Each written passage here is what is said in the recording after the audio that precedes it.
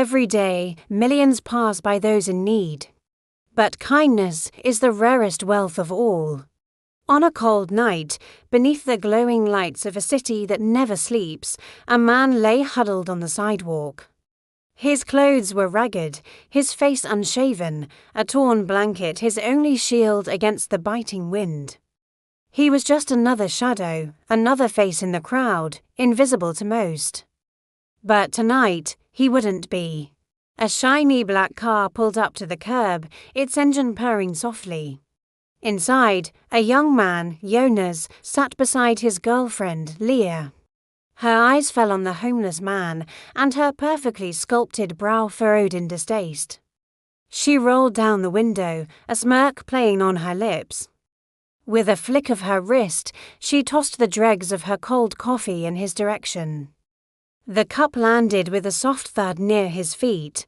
Jonas let out a nervous laugh, quickly stepping on the gas.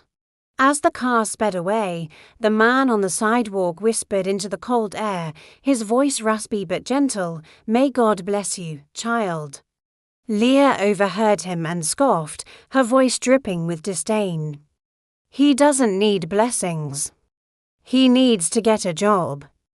She settled back into her plush leather seat, completely unaware of the seed of consequence she had just sown.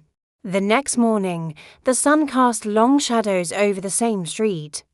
Outside the towering glass and steel of a massive corporation, the very same man sat, still in his ragged clothes, a silent sentinel at the gates of ambition. Today was the final interview for a highly coveted position within the company. One by one, the hopefuls arrived, their faces a mixture of nerves and determination. The first applicant, a man in a crisp suit, strode past the homeless man, his gaze fixed straight ahead, pretending not to see him.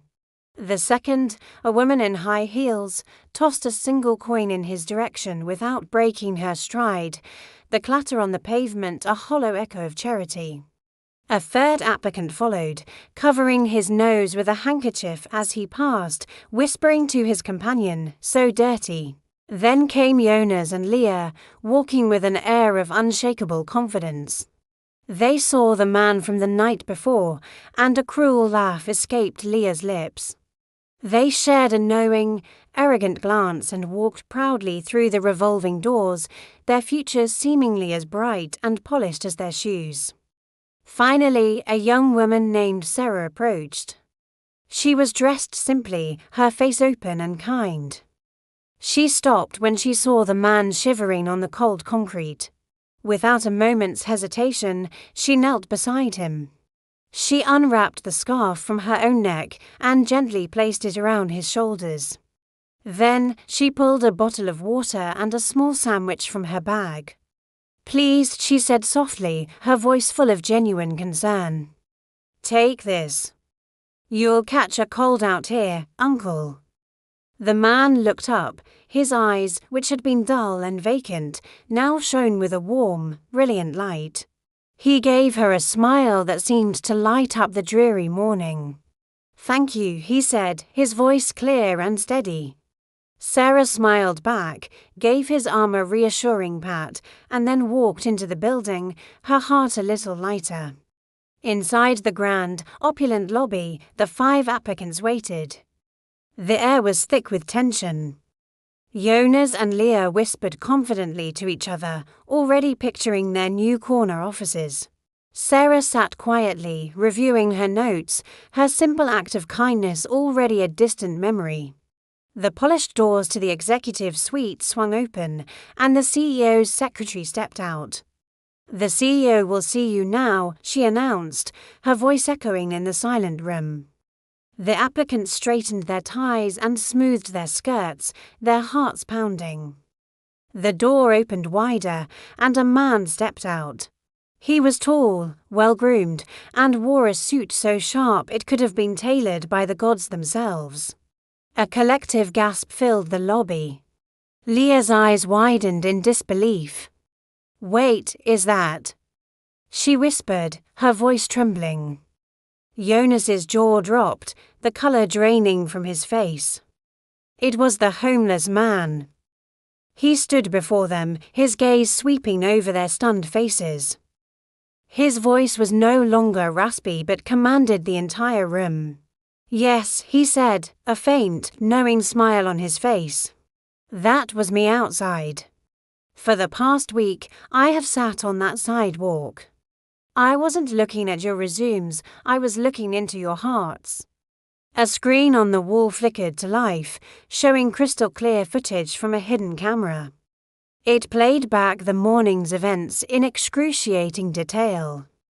The CEO pointed to the first applicant. "You," he said, his voice firm, "chose to be blind.